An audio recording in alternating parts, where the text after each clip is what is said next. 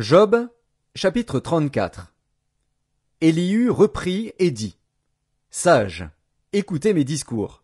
Vous qui êtes intelligents, prêtez-moi l'oreille. Car l'oreille discerne les paroles, comme le palais savoure les aliments. Choisissons ce qui est juste, voyons entre nous ce qui est bon. Job dit: Je suis innocent, et Dieu me refuse justice. J'ai raison, et je passe pour menteur. Ma plaie est douloureuse, et je suis sans péché. Y a-t-il un homme semblable à Job, buvant la raillerie comme l'eau, marchant en société de ceux qui font le mal, cheminant de pair avec les impies? Car il a dit: Il est inutile à l'homme de mettre son plaisir en Dieu. Écoutez-moi donc, hommes de sens. Loin de Dieu l'injustice, loin du Tout-Puissant l'iniquité. Il rend à l'homme selon ses œuvres, il rétribue chacun selon ses voies. Non, certes, Dieu ne commet pas l'iniquité, le Tout-Puissant ne viole pas la justice. Qui l'a chargé de gouverner la terre? Qui a confié l'univers à ses soins? S'il ne pensait qu'à lui-même, s'il retirait à lui son esprit et son souffle, toute chair périrait soudain, et l'homme rentrerait dans la poussière. Si tu as de l'intelligence, écoute ceci, prête l'oreille au son de mes paroles. Un ennemi de la justice régnerait-il? Et condamneras-tu le juste, le puissant, qui proclame la méchanceté des rois et l'iniquité des princes, qui n'a point égard à l'apparence des grands et ne distingue pas le riche du pauvre, parce que tous sont l'ouvrage de ses mains? En un instant, ils perdent la vie. Au milieu de la nuit, un peuple chancelle et périt. Le puissant disparaît, sans la main d'aucun homme.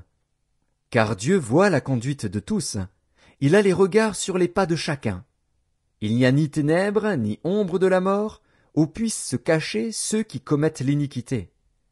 Dieu n'a pas besoin d'observer longtemps, pour qu'un homme entre en jugement avec lui. Il brise les grands sans information, et il met d'autres à leur place. Car il connaît leurs œuvres. Il les renverse de nuit, et ils sont écrasés. Il les frappe comme des impies, à la face de tous les regards. En se détournant de lui, en abandonnant toutes ses voies, ils ont fait monter à Dieu le cri du pauvre. Ils l'ont rendu attentif au cri des malheureux. S'il donne le repos, qui répandra le trouble? S'il cache sa face, qui pourra le voir? Il traite à l'égal soit une nation, soit un homme, afin que l'impie ne domine plus, et qu'il ne soit plus un piège pour le peuple. Car a-t-il jamais dit à Dieu: J'ai été châtié, je ne pécherai plus. Montre-moi ce que je ne vois pas. Si j'ai commis des injustices, je n'en commettrai plus. Est-ce d'après toi que Dieu rendra la justice? C'est toi qui rejettes, qui choisis, mais non pas moi. Ce que tu sais, dis-le donc. Les hommes de sens seront de mon avis. Le sage qui m'écoute pensera comme moi. Job parle sans intelligence, et ses discours manquent de raison. Qu'il continue donc à être éprouvé, puisqu'il répond comme font les méchants. Car il ajoute à ses fautes de nouveaux péchés.